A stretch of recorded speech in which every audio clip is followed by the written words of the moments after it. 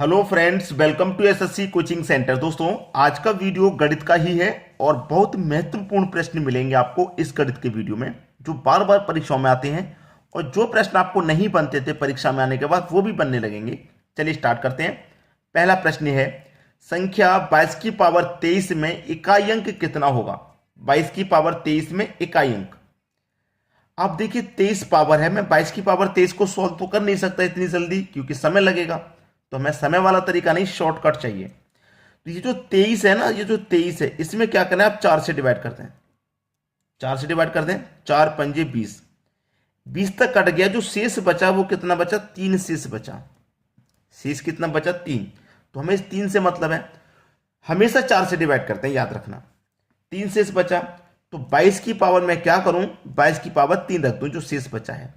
तो 22 की पावर 3 रखने का मतलब क्या है? 22, ठीक है, गुने 22 गुने 22, 22 का गुना 3 बार कर दो। 22 की पावर 3 का मतलब क्या है? 22 का गुना 3 बार कर दो। अब इकाई अंक हमें निकालना है, तो इकाई अंक वाली संख्या ले लीजिए बस, जो मैंने, ठीक है।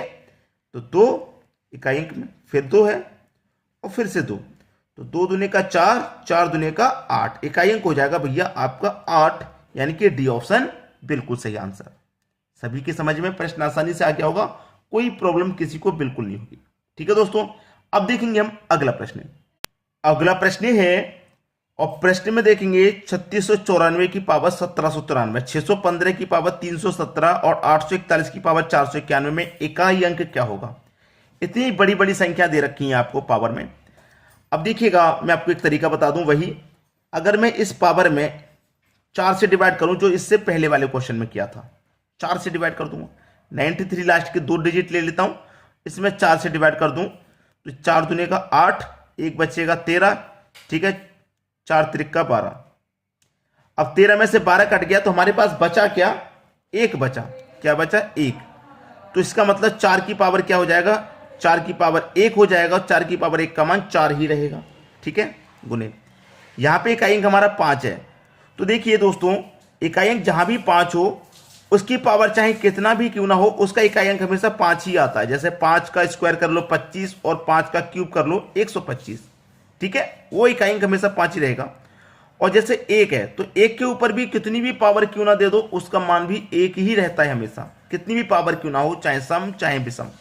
तो 4 पंजे 20, 20 का गुना 1 से कर दो 20, ठीक है। तो 20 में इकाई अंक क्या है? 0 है आपका, जो कि पहले ऑप्शन में दिया गया है। आगे बात समझ में। अब देखेंगे हम अगला प्रश्न। अगला प्रश्न है, 0.123 के ऊपर बार किसके बराबर है? देखिए, दशमलव से पहले अगर 0 है तो उसका कोई मतलब नहीं है। अगर दशमलव से पहले कोई संख्या होती 1 या 2 तो उसका मतलब वो रहता है, लेकिन यहां तो मतलब नहीं है क्योंकि 0 है। अब देखिएगा, आपके पास 1 2 3 है, 1 2 3, इन तीनों संख्याओं के ऊपर बार है ना, तीनों के ऊपर बार है, तो बटे में 3 9 आ जाएंगे। 2 के ऊपर बार रहता है 2 9 आ जाते हैं, 1 के ऊपर रहता है 1 9 आ गया, ठीक है। अब देखिए 1 2 3 तीन ही संख्या है, तीनों के ऊपर बार है, तो बटे में 3 9 आ गए। अब कटा के देख लीजिए, कटेगा क्या है? ये कटेगा 4 त्रिक 12, वो 3 चौके 12, 4 त्रिक 12, 3 चौके 12, 3 एकम 3, 41 बार में कटा। इसे भी कटाएंगे आप, तो 3 त्रिक 9, 3 त्रिक 9, 3 त्रिक 9, तो 41 बट्टे 333, 41 बट्टे 333, बी ऑप्शन आपका सही जवाब हो जाएगा। आसानी से समझ में आ गया प्रश्न। अब देखेंगे हम अगला प्रश्न।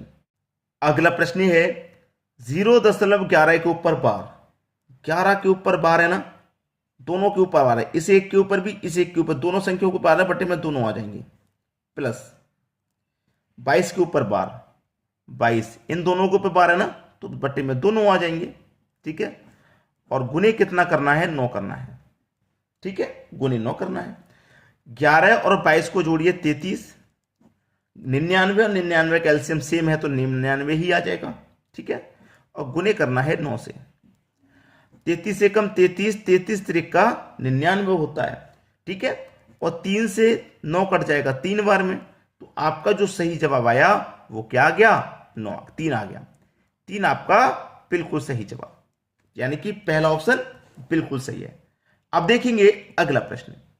अगला प्रश्न है, 18 की पावर 98 को 17 से भाग दिया जाए तो शेष क्या बचेगा? ठीक है, शेष क्या बचेगा? 18 की पावर 98 को 17 से भाग दिया जाए तो शेष क्या बचेगा? ऐसा कोई प्रश्न है जिसमें इन दोनों का अंतर 1 आ रहा है। ठीक है, अंतर 1 आ रहा है, 18 का 17 का अंतर 1 आ रहा है। ऊपर वाली संख्या हमारी बड़ी है, ठीक है, ऊपर वाली संख्या बड़ी है, अंतर तो 1 का ही होना चाहिए इन दोनों में, पावर कुछ भी है। 17 से 18 हो रहा है, 1 का अंतर है, ऊपर वाली संख्या बड़ी है। कितनी बड़ी है? 1 ही तो बड़ी है, 1 ही तो बड़ी है। तो आपका जो आंसर आ जाएगा वो यहां पर 1 आ जाएगा, मान लीजिए 1 आ जाएगा। ये क्या हो गया? ये आपके प्रश्न का बिल्कुल सही जवाब हो गया, आंसर। ठीक है, अब दूसरी बात और कि ऊपर वाली संख्या 1 बड़ी है, अगर ऊपर वाली संख्या 1 छोटी होगी तो क्या करते? मान लीजिए अगर ऊपर वाली संख्या 1 छोटी होती तो क्या करते हम? क्या करेंगे अगले वीडियो में समझ में आ जाएगा, अगले क्वेश्चन में, अगले वीडियो नहीं अगले क्वेश्चन में। यहां तो सी आंसर हो गया। अब देखेंगे अगला प्रश्न। अगला प्रश्न है, यदि 13 की पावर 50 को 14 से भाग दिया जाए तो शेष है। 13 की पावर 50 को भाग देना है 14 से, तो शेष क्या आएगा? अब यहां पे देखिए दोनों का अंतर क्या है? दोनों का अंतर 1 ही तो है, और ऊपर वाली संख्या 1 छोटी है, इस बार बड़ी नहीं है, छोटी है। पिछले क्वेश्चन हमने देखा था 1 बड़ी थी तो आंसर 1 ही आ गया था, लेकिन यहां पर तो 1 छोटी है। क्या है? 1 छोटी है संख्या। जब संख्या 1 छोटी है ना, तो ऊपर वाली संख्या जो स्वयं है 13, वही आंसर आ जाएगा। ठीक है, क्लियर सभी को? कोई दिक्कत यहां पर किसी को कोई प्रॉब्लम नहीं होगी। अब एक चीज और, यहां पे 13 की पावर 50 है, अगर 13 की पावर 50 की जगह क्या मन हो जाता? विषम हो जाती और डिवाइड 14 से रहता, प्रश्न बिल्कुल वही रहता। यहां पे 1 कम है, ये 1 कम है, अंतर 1 का है, बस पावर में थोड़ा सा डिफरेंस आ गया। यहां पर पावर सम थी और यहां पे विषम है, इतना अंतर आ गया है। जब पावर सम रहेगी और 1 कम रहेगी तो वो स्वयं संख्या आंसर। पावर विषम रहेगी और 1 कम रहेगी, पावर होगी विषम और ये रहेगी 1 कम, तो आंसर फिर वहां पे 1 ही आएगा। याद रखना इस बात को। ठीक है, अब देखेंगे अगला प्रश्न। अगला प्रश्न है, जब 4 की पावर 96 को 6 से विभाजित किया जाता है तो शेष क्या होगा? 4 की पावर 96 को 6 से डिवाइड किया जाएगा तो शेष क्या होगा? अब देखिए इनके बीच का अंतर क्या आ गया? 2। 1 वाला अंतर का सिस्टम खत्म, 2 आ गया ना, तो अब ये तरीके नहीं लगेंगे। अब जो तरीका लगेगा उसे ध्यान से देखिएगा। अगर पावर सम है तो पावर 2 लेंगे या 4, और यदि पावर विषम है तो पावर 1 लेंगे या फिर 3। हमारी पावर जो है वो यहाँ पे सम है, तो मैं पावर पहले 2 लूंगा, तो मैं क्या करूंगा? 4 की पावर 2 लूंगा, डिवाइड 6 से करूंगा। 4 की पावर 2 का मान 16, डिवाइड करना 6 से। अब 6 से मैं कटाऊंगा, 6 दूनी का 12, 16 में से 12 कट गया तो 4 शेष बचेगा। शेष कितना बचेगा भाई? 4। यही आपका आंसर है 4। बी ऑप्शन बिल्कुल सही हो गया। अब देखेंगे अगला प्रश्न। अगला प्रश्न है, 3 की पावर 98 को 5 से भाग देने पर शेषफल क्या होगा? 3 की पावर 98 को 5 से भाग देने पर मैंने क्या बताया था? अगर पावर सम है तो पावर 2 लेंगे या 4, और यदि पावर विषम है तो पावर 1 लेंगे या फिर 3। पावर देखिए सम है तो पावर पहले हम 2 लेंगे, तो 3 की पावर मैं क्या करूंगा? 2 ले लूंगा और डिवाइड 5 से करना है। 3 की पावर 2 का मान होता भाई 9, डिवाइड 5 से करना है, तो 5 एकम 5 आ जाएगा। 9 में से 5 कट गया तो 4 बचेगा ना, 4 शेष बचेगा। यही हमारा आंसर हो गया। 4 क्या हो गया? हमारे इस प्रश्न का बिल्कुल सही जवाब, जो कि डी ऑप्शन में दिया गया है।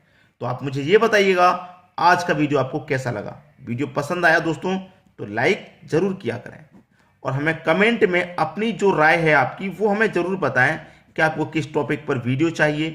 ठीक है, या आपका जो एग्जाम होने वाला है उसमें आपको सबसे महत्वपूर्ण कौन सा चैप्टर है जो आपसे क्लियर नहीं हो पा रहा है, वो हमें बताइए, हम कराएंगे।